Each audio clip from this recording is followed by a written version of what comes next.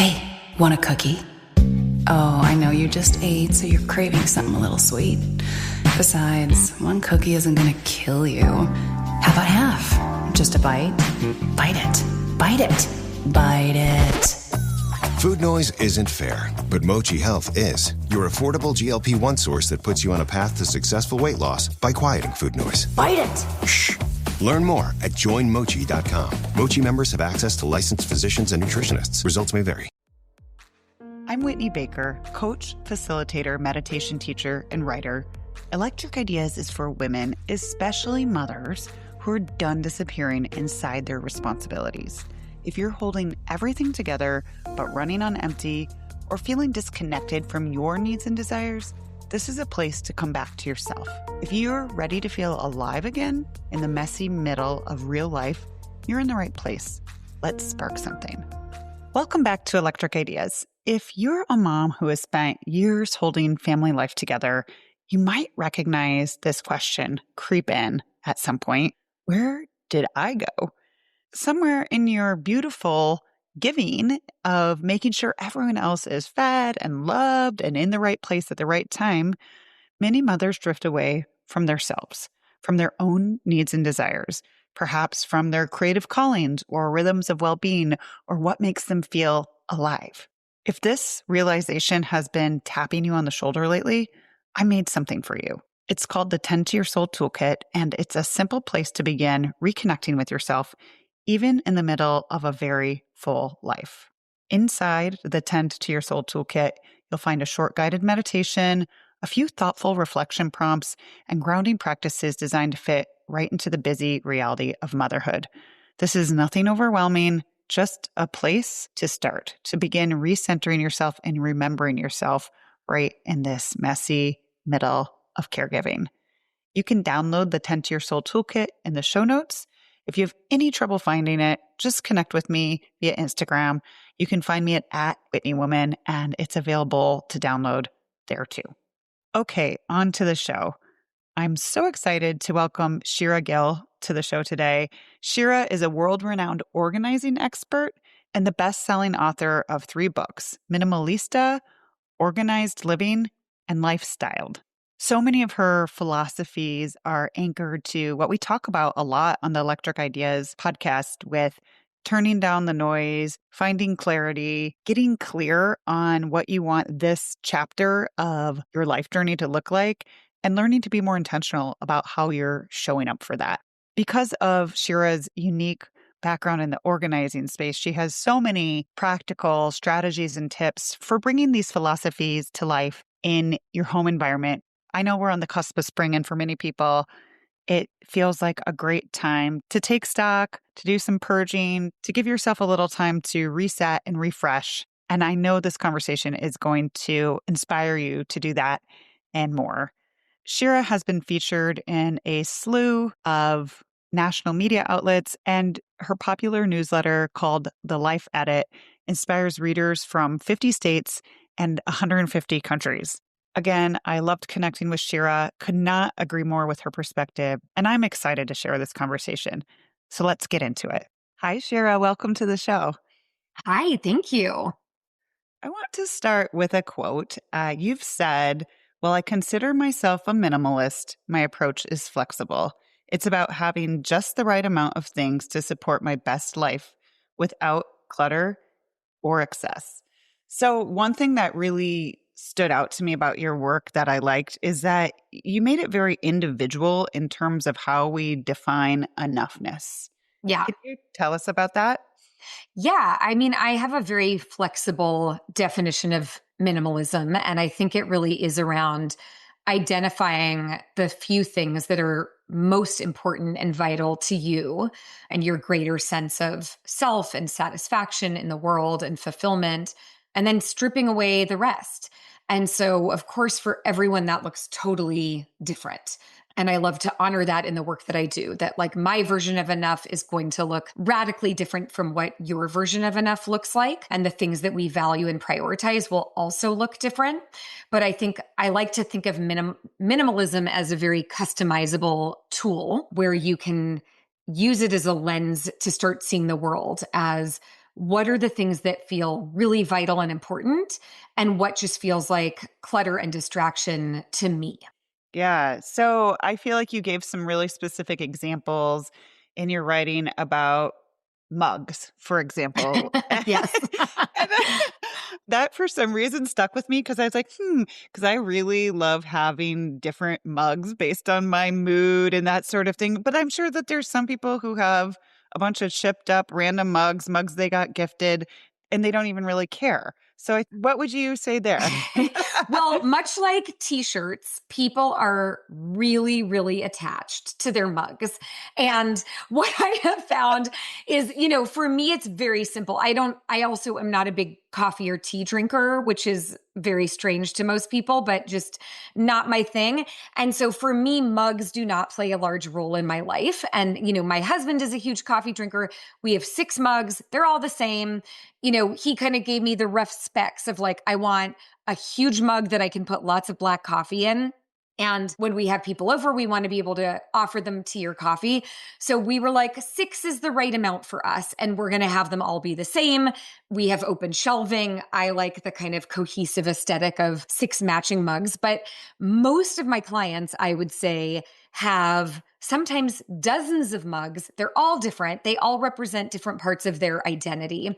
And they are so valuable and so personal.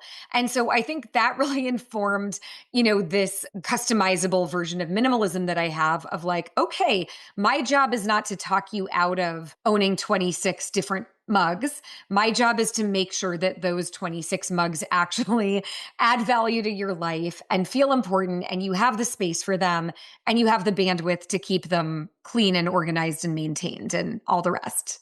Yes, you've moved away from this idea that minimalism is, a stark white room or like 3 shirts that are all neutral colors. And Yes. for me, that just feels so much more real to most women's lives and inviting. But I do feel like I don't want to lose your point that paring down to what we consider essential and important in our own lives is directly tied to figuring out who we are as a person and what we really care about.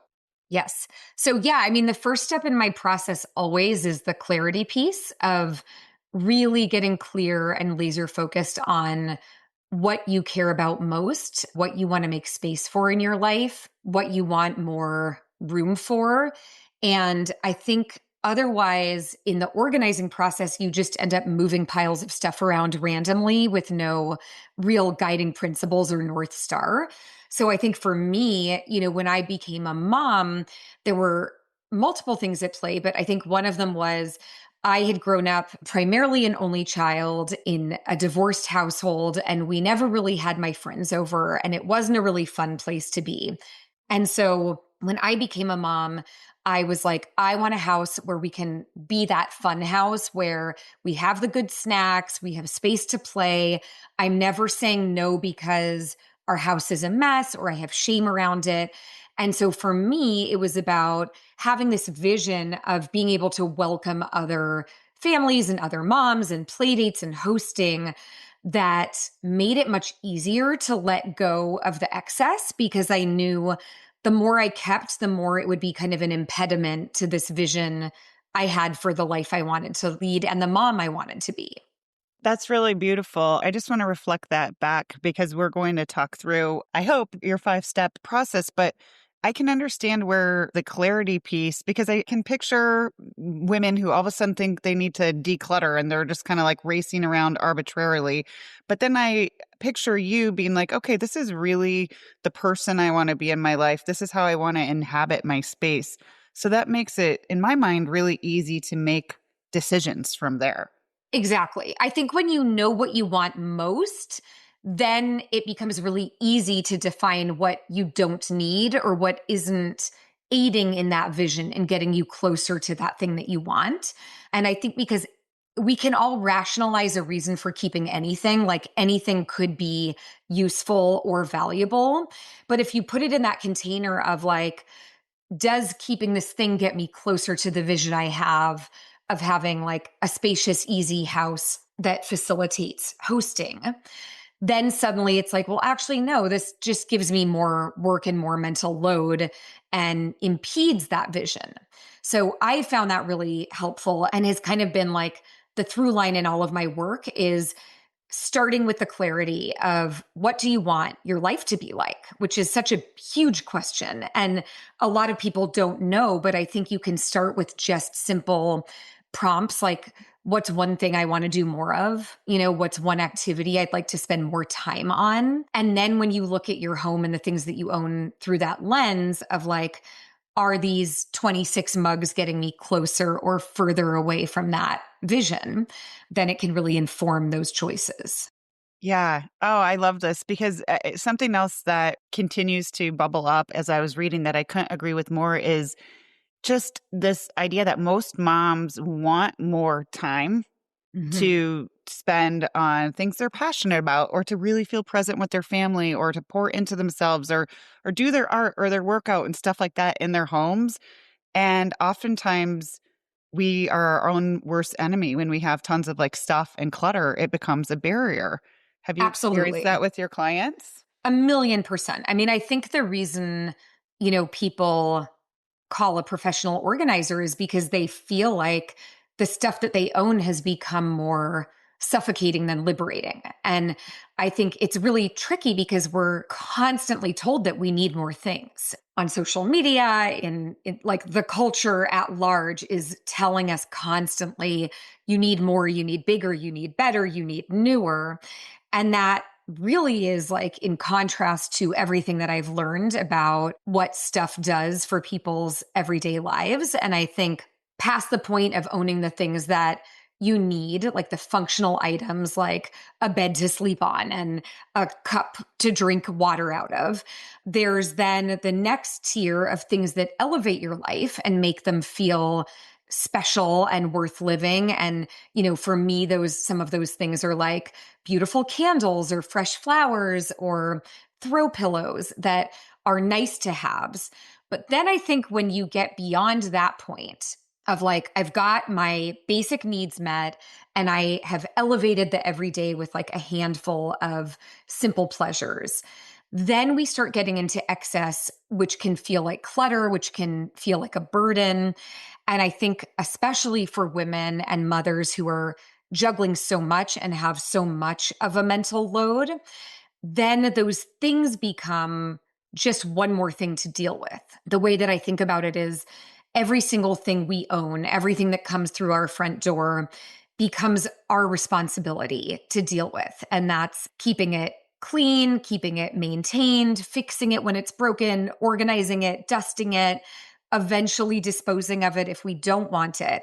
And I think when I became a mom, there was so much to juggle between keeping my kids safe and healthy and fed and getting dinner on the table and juggling a career that what I realized is stuff was actually a burden for me. Mm. And the more that I released myself from owning things, the more time and spaciousness and even money I had, which equated to freedom. Yes. Oh, this is spot on, and I couldn't agree more. And the same things echo in my community because I feel like women, especially moms, kind of miss that feeling of being light and free and kind of spontaneous. And sometimes I think when we feel like something is missing, Mhm. usually like our clarity or our energy, it's a big shift when we're middle aged and juggling everything. I think that sometimes people just accumulate to kind of try to fill that gap. And really, it's kind of punishing ourselves and making our lives heavier in a lot of ways. A Would you hundred agree? percent. Yes. And I'm of course guilty of, the late night impulse buy or the easy click Yes. and I buy things that I don't need all the time. I'm a work in progress like everyone, but I think what I found in, once I had kids, I really dug into minimalism and I didn't have many role models of other moms who were minimalists. I think the noise for me the minute that I announced that I was pregnant was like, what's on the baby registry? What can we buy you? Mm. Here's 10 different strollers that you need for 10 different reasons. And so I think I had to make a really clear line in the sand for myself of I'm going to resist all of this noise, even though it maybe makes me different or is confusing to people in my life, because the stakes really felt very high. And for me, that was like mental health, clarity, money, spaciousness. And what I have really found is the less stuff that I own, the happier that I feel. The more time I have for the things that I care about, the more spaciousness I have for the people and the pursuits that I value. And it has literally just been nothing but an upside. And so I love talking about it because I think the mainstream messages are we need more to be happy. And I have found the exact converse of that to be true. That's beautiful, Shira. I'm so glad that you're sharing everything you've learned.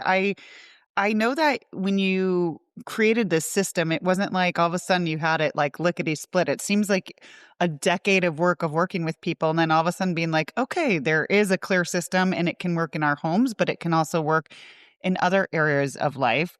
So we talked about the clarifying piece, and I think we touched on why it's important to get clear on what you want your space to feel like, what you want to invite into your life before moving forward.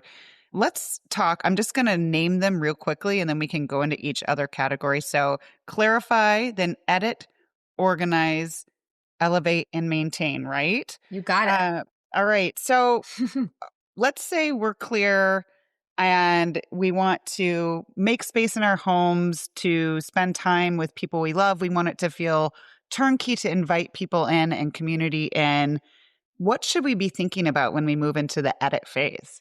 Yes. So the edit phase is the most rigorous phase, I would say, and the most difficult for people because it requires making sometimes hundreds or even thousands of micro decisions.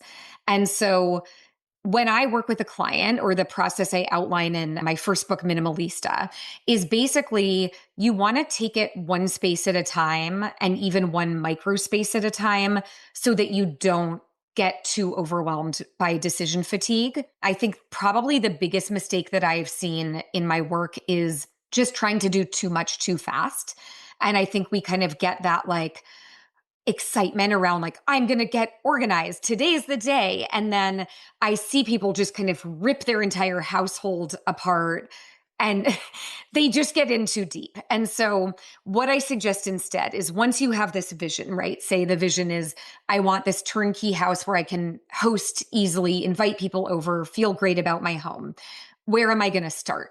You pick one space to start. And so maybe that's your living room. Maybe when you imagine hosting, it's imagining having people sit in your living room and, have a drink while the kids are playing or watch a movie. So I would say you pick one space that feels the most relevant or compelling for your goal. So, I have a lot of moms who are like, I just want a sanctuary. I want a place where I can rest and unplug and get away from the noise. So then for those moms, I might say, let's start with your bedroom. Or, some people have the fortune of having like a she shed or some extra space, but it's really picking one space. And then instead of saying, I have to do this entire room all at once, I like to do a sweep of the room, just pick one corner to start in. And it could literally be today, I'm going to clear one surface. Tomorrow, I'm going to empty one drawer. I like to make it really, really micro, especially for busy women, because then you don't halt your progress waiting for the time where you have 2 weeks off to take your home by storm. You can literally say, I have 15 minutes. I'm going to just clear this one surface so that I remove the visual clutter and I feel a little more peaceful in this space. And I have, like questions that I outline. I think often people ask the wrong questions and it really halts their progress. And so what I find is kind of the natural questions that the brain comes up with are like, could this be valuable? Did somebody give this to me? Is this worth a lot of money? And I feel like while all of those questions are totally valid, they lead you kind of clinging to keeping everything and validating keeping everything. And so if we really want to make a change and we really want to create more space and more freedom, I love asking questions like, is this item adding value to my life right now? Is this item worth the space that it takes up in my home? is this item getting me closer to the vision that I have of how I want my life to look in this space? For me, then I just start letting go of everything. I find it very liberating. And the one other thing I would say here in editing, just because editing is so hard for people, is set yourself up for success by deciding, do you have a place or a person that would feel really good to donate to? I always start there instead of just kind of having this vague notion of letting go. It's like, if you can say, I'm actually making somebody's life better who needs items, or I'm supporting an agency or a nonprofit or a charity or a church that I love and believe in, it makes it a lot easier because then you feel like you're in service to something bigger than yourself. So I always start with that. And even just physically having, like, you can use your grocery bags or old baskets or garbage bags, but setting yourself up, like when I'm with a client, I will set up a bag for trash, a bag for recycling, a bag for donating, and a bag if you want to consign. And so you kind of have your donation station, and then you can just whip through making decisions for that micro space, like a single drawer, a single shelf, a flat surface. And by all means, if you are off to the races and having fun, keep going. But I think like a 15-minute win is a really good target for people. One micro space, one 15-minute win a day. If you can do that, like, imagine your progress in just a few weeks. Yeah, I want to reflect that back to you just because there are so many great takeaways. So, one, I really like how you said and gave that alternative example of someone who wants to create a sanctuary for themselves. Because, for example, that kind of goes from the clarity piece into what am I going to start with? Because I see that woman feeling like all of a sudden she can't stand the state of her kids' toy bins and like ripping through all of that and being in a big mess. Well, you kind of have to decide what you're not doing. And it's almost kind of a sovereign move to be like, okay, I really want this space. So I'm going to start with that. And the other stuff, I will get there.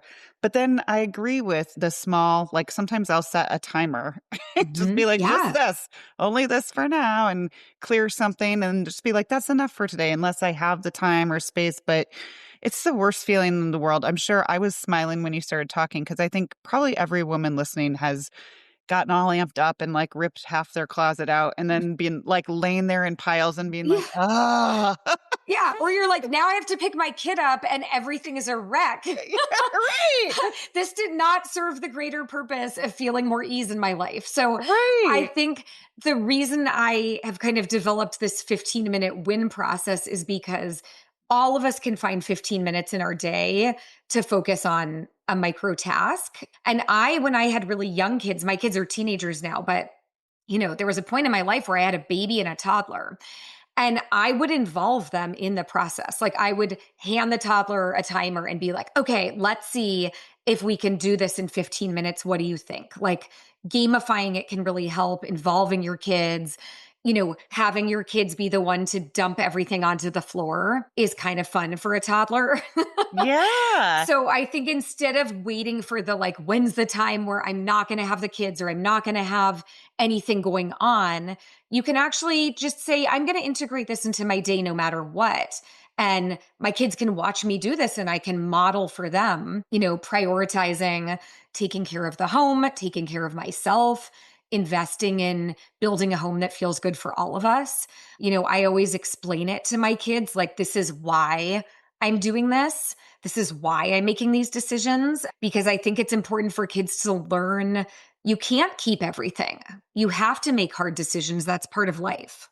I like that too, because your why also of making it clear that you want it to be somewhere warm and inviting for where you guys can enjoy your time.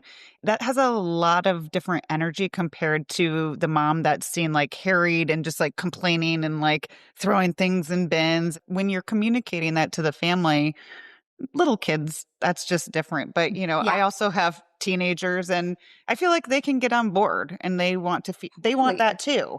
Yeah, So and they reap the benefits. I mean, right. the truth is, like, we don't spend our time organizing and cleaning up on weekends. We go to the beach.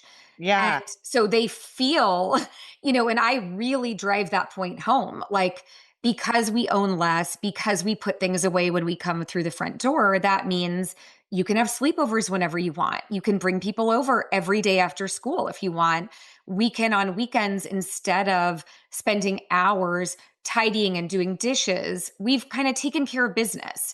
And so now we get this huge reward of doing whatever we want. And they experience that freedom as much as I do. Love that. There's two really small things that, in terms of this editing piece, because you've said it in a lot of your work that it is the hardest, that I liked. One is your time versus money rule for selling versus donating something. And I think that that is great. And I wish my husband would have that. Yeah, so, can you tell us about that? Yeah. I mean, so what I've seen is, people overestimate the value of the things that they own. They imbue them with much more meaning and value than they have on the open market. And one of the things I've seen just from doing it myself is when you decide you want to sell or consign something, there is a huge time suck associated with that. And so it's really, you have to take into consideration, like, say you bought a sweater and it was $100 and you don't want the sweater anymore, but it has the tags on and you're like, this was worth $100. Typically that sweater will sell for about a third of what you bought it for if you're consigning it. And then that might even get cut further. Like, I've consigned things. And so say that $100 sweater, they're going to sell for $35, but then I'm going to get half of that.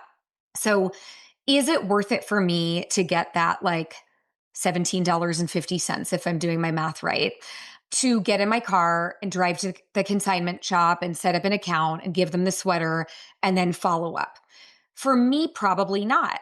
But, for my teenage daughters, yes, because they have more time and less money. So I think it really got me thinking about, it's again, a very customizable decision. Do you at this point in your life want more time or more money? And that can flip flop depending on the season you're in your life. You might be in a season of really wanting to make as much as you want and save as much as you possibly can. And then it might really feel worth it. Or maybe you're making a lot of money at work and you feel huge time scarcity. Then just throwing all of that stuff in a donate bag and dropping it off at a nonprofit might be the best use of your time. And so I'm always thinking about it that way, like, which is more important and vital to you right now? Is it a little more time or a little more money? And then you can make that informed decision. That's really helpful. So, as people are getting into spring cleaning mode, one of the things you've talked about is looking at something with a clean slate. And instead of like all those questions that you had about, should I donate this or should I not? It was more of a question like, if I was, building my life and creating my environment right now, would I bring this in? So it's Yes. almost like a clean slate question. Totally. Yes. Okay. So I think, I have personally moved 25 times in my life, which I know is unusual. I had divorced parents and then I was an actor and then blah, blah, blah. I liked moving. And so I've had this experience of having a clean slate again and again and again. And I think most people don't move constantly. But I think if you ask yourself those kind of clean slate questions, like, if I were starting over from scratch and I was building a life and building a home, is this something I would buy or is this something I would keep? Can be really helpful for people in making clear decisions. Because I think the longer we live with things, again, they kind of like get more and more perceived meaning and value. But if we kind of rip off the Band-Aid and say, clean slate, starting fresh, moving into a new home, it's an empty box. What do I fill that box with? Probably a lot of the things that surround you today would not come with you. And so it's just kind of a way of tricking the brain. I hear a lot from people, like, when they go on vacation, part of why they're able to relax is because they're not surrounded by stuff. And I think that was one of the models. I always loved a boutique hotel. And it was so romantic to me to like go to this beautiful hotel with lovely linens and bedding. And then I realized in college, when I really was living on a shoestring budget, like, I can kind of create that boutique hotel experience for myself in my dorm room just by having less. Like, Yeah. recycling the old pizza box, getting rid of like all the junk and the clutter, and just having crisp white sheets on my bed and maybe one or two pretty things. And so I think everybody kind of craves that clean slate and that like spaciousness. And what I love is that it's accessible to everybody because everybody has the ability to own less. Hmm. Like on any budget, we can decide that we want to own less and that we want to donate more. Right. So, yeah, so we've gotten clear, we've culled, and now we are finally to organize. And you've said a lot that a lot of people just miss those first two steps. And we've spent the majority of our conversation talking about Yeah. them. So that kind of Yeah. makes its own point. But tell us about the organizing step then. Yes. So the great news is that organizing is actually really easy once you have decluttered.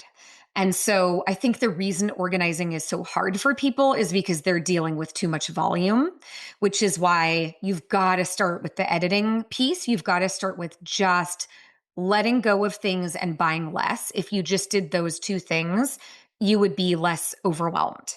So once you've kind of distilled to, okay, I've edited, let's go back to the bedroom example. So now in my bedroom, I just have the things that I use and I need and I love. Now, organization is as simple as putting similar things together and giving each category a home. That's really it.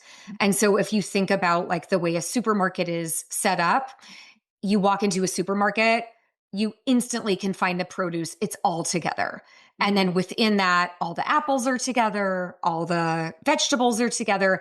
So I think it's just applying that same framework to your home, which is really easy to skip. Like most people don't grow up learning to set up their home like a supermarket.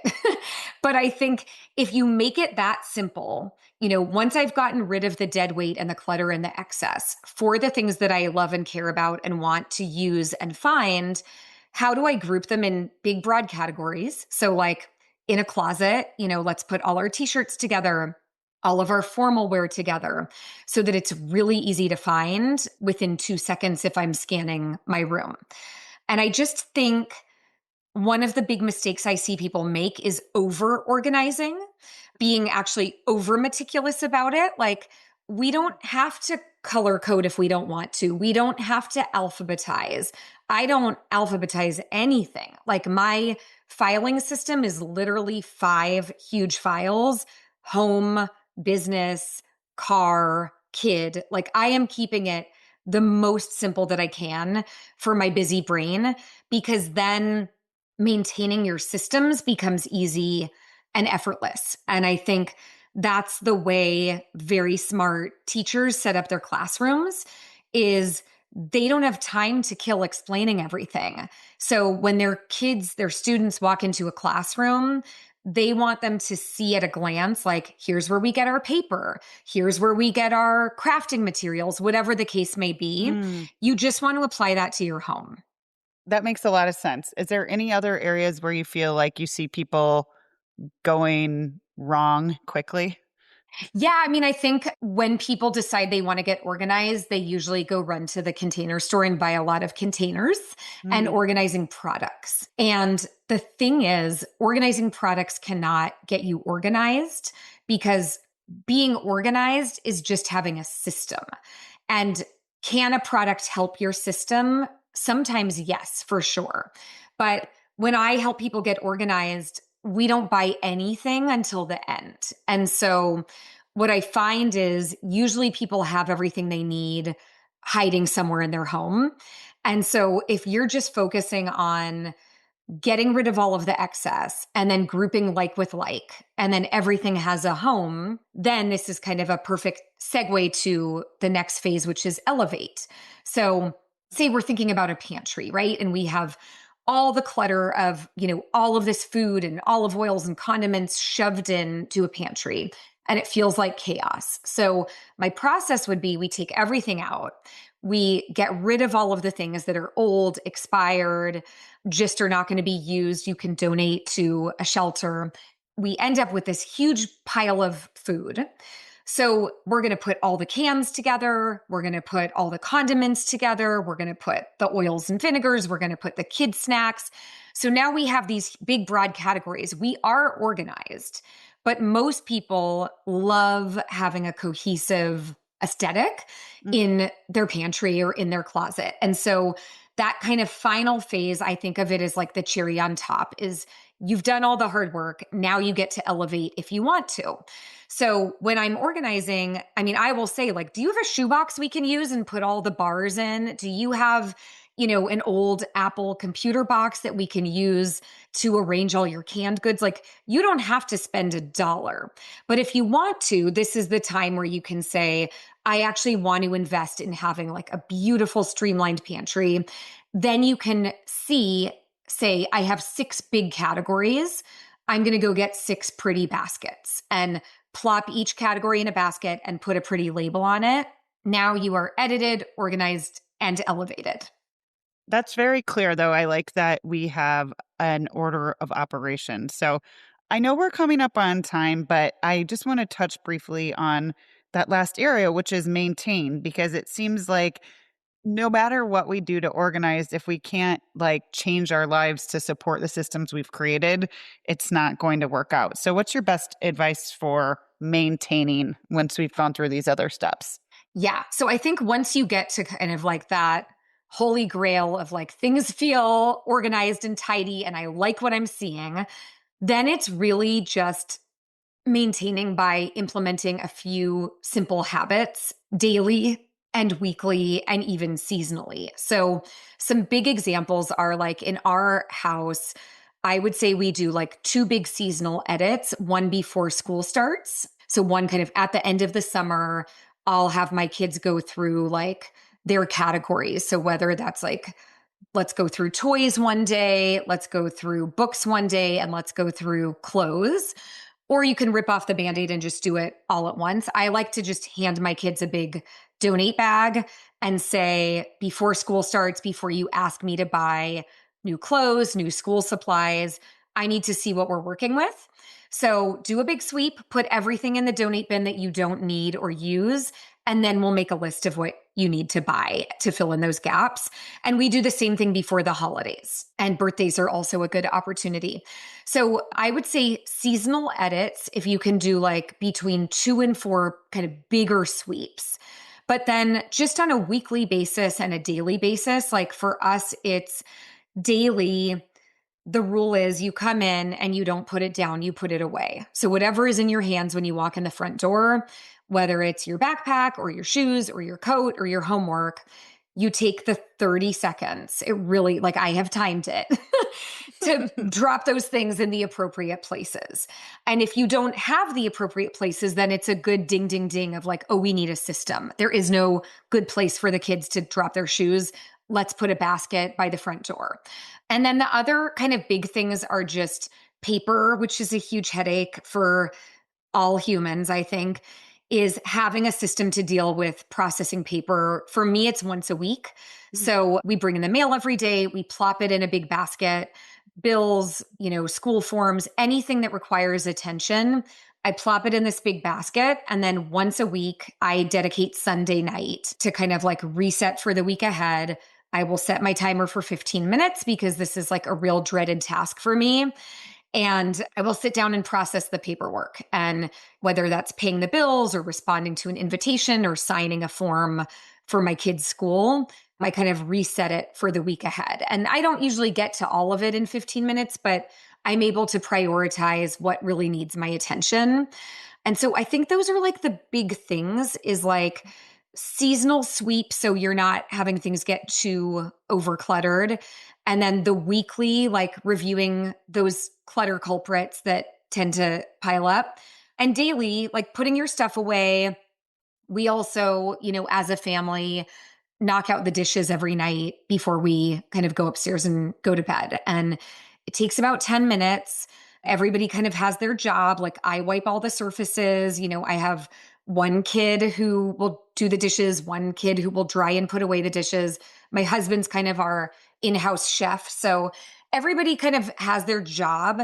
But I think what I've emphasized in my own family is like, these are little things that take very little time, but if we don't do them, the compound effect adds a lot of weight and a lot of headache in just a few days. Same deal with laundry. Is like we deal with it once a week on Sunday, we put it away and reset for the week ahead. The premise is like investing in your future self and Right. putting in the 5 to 10 minutes now so you don't have to wake up to the chaos tomorrow. I think this is going to give my community a lot to think about. And also, just instead of getting overwhelmed, I feel like they can really just think about where in their lives do they feel like are cluttered to the point where it like bugs them, where it drains their energy, Mm. and maybe come up with their own system that way. I feel like there is a comfort in knowing also that you're going to get to something. Like, I like how your systems have like a dedicated 15 minutes. The paper one's a big one for me. I like never want to do that. And then all of a No. sudden I'm like, ugh. And then it becomes overwhelming. So Yeah. just making it a rhythm, making it routine. Another one that I don't always do, but is of service to me when I do is like a 2-minute shutdown of my desk after the workday, just because Yes. otherwise it can get kind of nutty with just like books and papers and all the things. So I just wanted to share a few examples from my life as well. Thank you, Shira. I always like to end with an opportunity for reflection. I appreciate that you also do this a lot throughout your books. So when it comes to editing our lives and our homes so we can step into our highest expression as women, what's one question we can be asking ourselves more? I think I would say just asking yourself, what is one thing I want to create space for in the season? For me, that changes constantly, but I think just it can really serve as a nice reset to clarify your intentions and kind of your purpose for this season. I know what I wanted to focus on when I had a baby and a toddler was radically different from what I focus on now that my kids are very independent teenagers.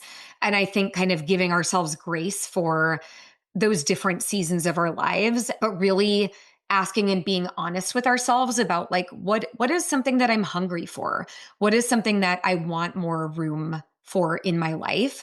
And then just starting with those little tiny baby steps to start making more spaciousness for them.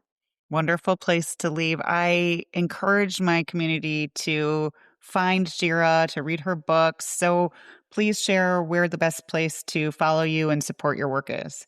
Oh, great. Thank you. Yeah. So I have a free newsletter on Substack called The Life Edit that is a great resource. And I talk about all the things and share all of my tips. And then I have 3 books out: Minimalista, Organized Living, and Lifestyled. And those can be found wherever books are sold. And finally, I have my website, shiragill.com, and my Instagram is @ShiraGill. All right. Shira, this was wonderful. I really enjoyed connecting. Thank you for being here. Thank you so much. This was so fun. I'm so glad you joined me today. If you're looking for more, feel free to connect with me on Instagram at @WhitneyWoman. And if you enjoyed the show, I invite you to support me by leaving a review or sharing it with a friend. Hope you have an inspired day. Most people overpay for car insurance, not because they're careless, but because switching feels like too much hassle. That's why there's Jerry, your proactive insurance assistant. Jerry compares rates side by side from over 50 top insurers and helps you switch with ease. Jerry even tracks market rates and alerts you when it's best to shop. No spam calls, no hidden fees. Drivers who save with Jerry could save over $1,300 a year. Switch with confidence. Download the Jerry app or visit jerry.ai/Libsyn today. That's JERRY.ai/LIBSYN.